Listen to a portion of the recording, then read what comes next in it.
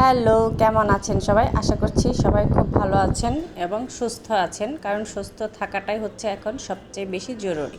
তো আজকে রান্না করব হচ্ছে টাটকিনি মাছ, একদম নদীর টাটকা। তো ভাবলাম আপনাদের সাথে শেয়ার করি। তো চলুন রান্না শুরু করে দেই। প্রথমেই হচ্ছে মাছগুলো ভেজে নেওয়ার পালা। আর যারা আমার ভিডিও দেখে থাকেন তারা সবাই জানেন যে আমি মাছ ভেজেই রান্না করি। তো মাছগুলো প্রথমে হলুদ, মরিচ, ধনিয়ার গুঁড়া, লবণ দিয়ে মাখিয়ে রেখেছিলাম কিছুক্ষণ। তারপরে হচ্ছে এভাবে করে তেলের মধ্যে দিয়ে আমি মাছগুলো সুন্দর করে প্রথমে ভেজে নেব। যে এই গরম পড়েছে, এই গরমের মধ্যে রান্নাঘরে টিকে থাকা খুবই কষ্টকর, তাই আমি চেষ্টা করি সকালবেলায় রান্নাটা শেষ করতে।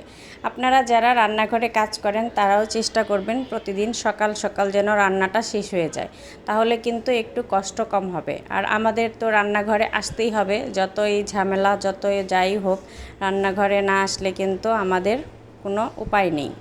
পরিবারের সবার কথা চিন্তা করে আমাদের রান্নাটা তো করতেই হয়, তা সে যতই গরম পড়ুক আর যতই শীত থাক, তো যেহেতু করতেই হবে তাই সকালবেলায় করে নেওয়াটাই বেটার। সকালবেলায় একটু গরমের তাপটা কম থাকে, তো তখনই রান্নাঘরের কাজটা শেষ করে নেওয়ার চেষ্টা করবেন। আর মাঝে কিন্তু পানি খেতে থাকবেন।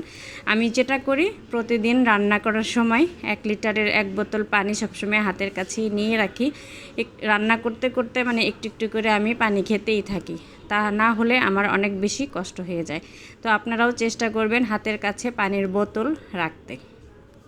তো কথা বলতে বলতে মাছগুলো সব ভেজে নিয়েছি। এখন তেলের মধ্যে দিয়ে দিলাম জিরা। জিরাটা একটু সামান্য লাল হবে, তারপরে আমি সবজিগুলো দিয়ে দিব। তো আজকে রান্না করব হচ্ছে আলু, ডাঁটা আর করলা দিয়ে। যেই গরম, এই গরমে কিন্তু একটু করলা তেতো খাওয়া খুবই ভালো স্বাস্থ্যের জন্য। করলা দেখে ভয় পাওয়ার কিছু নেই। যারা করলা না খান তাদের কাছে মনে হতে পারে যে তরকারিটা তিতার জন্য মনে হয় মুখেই দেওয়া যাবে না। আসলে তেমন কিছুই না।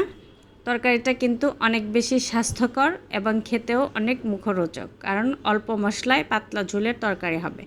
তো এইভাবে সবজিগুলো আমি একটু ভেজে নেওয়ার পরে এখানে হলুদের গুঁড়া, মরিচের গুঁড়া আর দিয়ে দিলাম সামান্য ধনিয়ার গুঁড়া দিয়ে এখন সবজিগুলো সুন্দর করে আমি কষিয়ে নিব।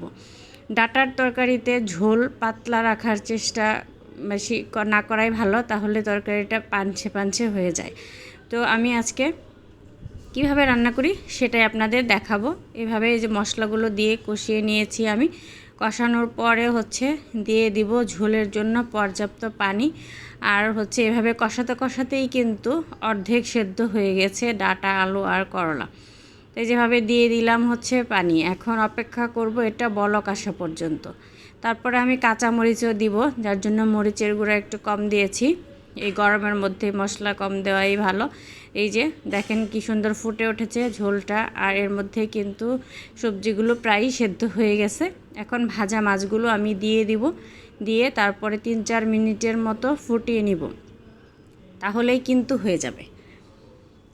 তো এইভাবে করে মাছগুলো আমি সুন্দর করে পানির মধ্যে ডুবিয়ে দিচ্ছিলাম, যাতে সুন্দর করে মাছগুলো জাল হয়ে যায়, তাহলে মশলা, লবণ সব কিছু সুন্দর করে মাছে ঢুকে যাবে।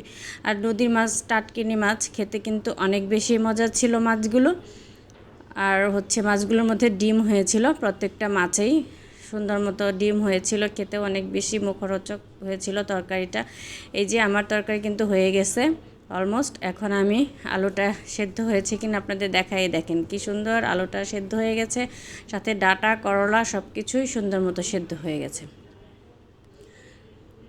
তো ঝোলটা আমি এটুকুই রাখবো, আর শুকাবো না, এতটুকু লাগবে, যেহেতু আমাদের 2 বেলার জন্য রান্না এটা। তো এখন একটু দিয়ে দিব কাঁচামরিচ কয়েকটা, নামানোর আগে সুন্দর একটা ফ্লেভার আসবে। আর যেহেতু ঝাল বেশি করব না, যেহেতু গরমের মধ্যে বেশি ঝাল খেলে আবার অন্যরকম সমস্যা হয়ে যেতে পারে, তাই আমি যাতে বেশি ঝাল না হয় তার জন্য কিন্তু কাঁচামরিচগুলো একদম নামানোর আগে দিচ্ছি, যাতে মরিচের ঝালটা পুরোটা বের না হয়ে যায়। আর নামানোর আগে দিয়ে দিলাম ভাজা জিরার গুঁড়া। জিরার গুঁড়াটাও আমি ঘরেই ভেজে নিয়েছি। তো আমার তরকারি কিন্তু রেডি, এখন চুলাটা অফ করে দিব। তো এইভাবে আপনারা রান্না করে খেয়ে দেখবেন, খুব ভালো লাগে। তো আজকে দুপুরে এই ছিল আমার আইটেম, এই যে ডাঁটা শাক ভাজি, করলা ভাজি, তারপরে মাছের ঝোল, যে দেখেন কি সুন্দর লাগছে দেখতে। এখানে আছে ডাল, আর এখানে আছে আমের টক। আম দিয়ে টক রান্না করেছিলাম, আর লেবু তো থাকবেই, লেবু ছাড়া তো আর খাওয়া হবে না। তো এই ছিল আমার আজকের মোটামুটি দুপুরের আইটেম। তো ভালো থাকবেন সবাই।